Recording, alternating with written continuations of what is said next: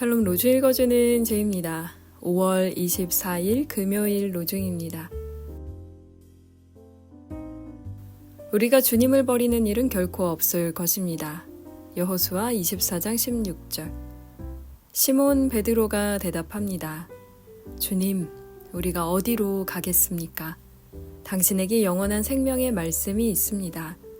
요한복음 6장 68절. 주님의 길을 걷는 하루 보내세요. 샬롬 하울람.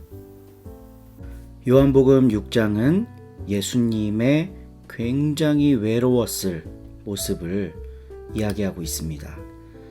예수님이 비유로 여러 가지 설명들을 하시고 또 구약에 있는 말씀을 풀어서 가르치시자 사람들이 아니 이렇게 어려운 말씀을 누가 알아들어 하고 수군수군 거리고 있어요. 그러니까 이 사람들은 떠날 사람들인 거죠. 그러니까 예수님이 12제자에게 묻습니다. 니네들도 떠나려느냐? 그때 베드로가 하는 이야기가 오늘 가르침의 본문입니다. 주님, 우리가 누구에게로 가겠습니까? 선생님께는 영생의 말씀이 있습니다. 그러니까 이 예수님께 붙어 있었던 제자들은 예수님이 무슨 말씀을 하시는지 알아들은 거죠. 못 알아들으면 떠나는 겁니다. 이런 구절들을 보면 오해할 수가 있어요. 그러면 지식이 있어야 예수를 믿는 거냐? 예수님의 말씀을 알아들을 수 있는 수준이 돼야 그걸 믿는 거냐? 그런 게 아닙니다. 상황 때문에 떠난 겁니다. 서로 공동체에서 함께 말씀을 읽고 묵상하고 성경을 공부하는 모든 서로님들에겐 익숙하실 텐데요. 요한복음은 유대 기독교인들을 위해 쓰여진 복음이에요. 근데 이들은 그냥 유대인들이 아니라 동족인 유대교로부터 쫓겨난 유대인들입니다. 굉장히 외롭고 붙잡을 곳 없고 경제적인 빈곤에 처해 있던 사람들이었던 거죠. 이들이 붙잡을 수 있는 거는 하나밖에 없었어요. 예수가 남긴 말. 그 말 하나 붙잡고 견디는 겁니다. 그러면 안 떠나요. 근데 그 말씀 하나 붙잡는 거 말고도 다른 붙잡을 게 많은 사람들은 복잡하게 예수의 말씀을 해설하고 싶지 않습니다. 그냥 자기 살 길 찾아 떠나는 거죠. 예수의 말씀은 똑똑해야 이해할 수 있는 거 아닙니다. 여러 교리들에 익숙해야 받아들일 수 있는 거 아닙니다. 예수의 말씀이 아니면 안 되겠다라고 하는 절박함만이 그 말씀 가운데 머물러 있게 할 수 있습니다. 오늘도 함께 말씀 가운데 머물고자 하는 모든 서로님들의 삶에 하늘 돌보심이 가득하기를 기도합니다.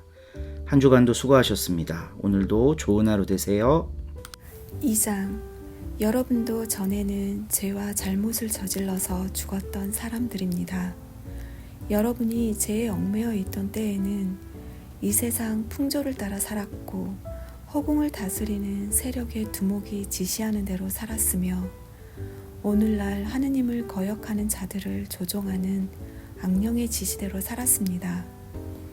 실상 우리도 다 그들과 같아서 전에는 본능적인 욕망을 따라서 육정에 끌려 살았던 사람들로서 본래 다른 사람들과 마찬가지로 하느님의 진노를 살 수밖에 없었던 것입니다.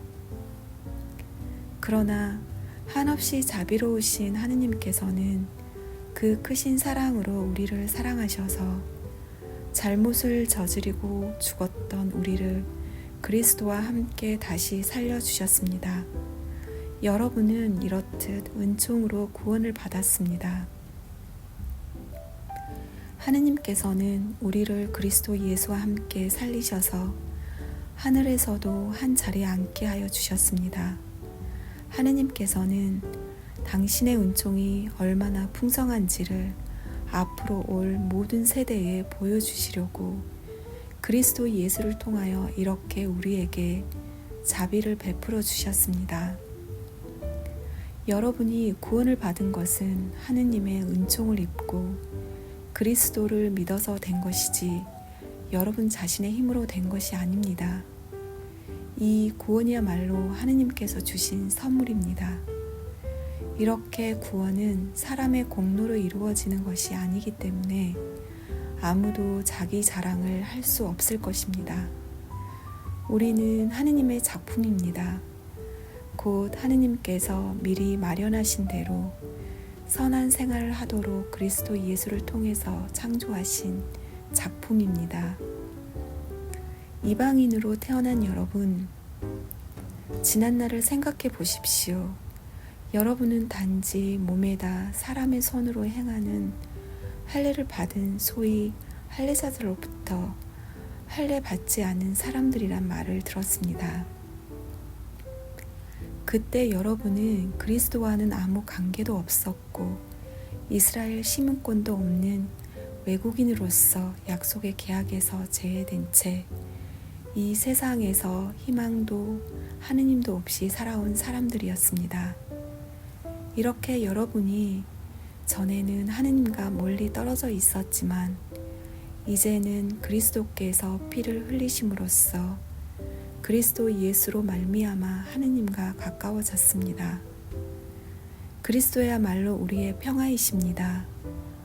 그분은 자신의 몸을 바쳐서 유다인과 이방인이 서로 원수가 되어 갈리게 했던 담을 헐어버리시고 그들을 화해시켜 하나로 만드시고 율법 전문과 규정을 모두 폐지하셨습니다.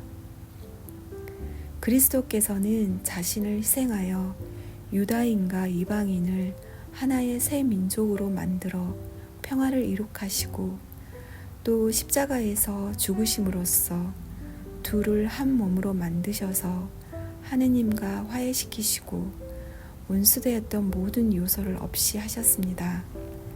이렇게 그리스도께서는 세상에 오셔서 하느님과 멀리 떨어져 있던 여러분에게나 가까이 있던 유다인들에게나 다 같이 평화의 기쁜 소식을 전해주셨습니다. 그래서 이방인 여러분과 우리 유다인들은 모두 그리스도로 말미암아 같은 성령을 받아 아버지께로 가까이 나아가게 되었습니다. 이제 여러분은 외국인도 아니고 나그네도 아닙니다. 성도들과 같은 한 시민이며 하느님의 한 가족입니다.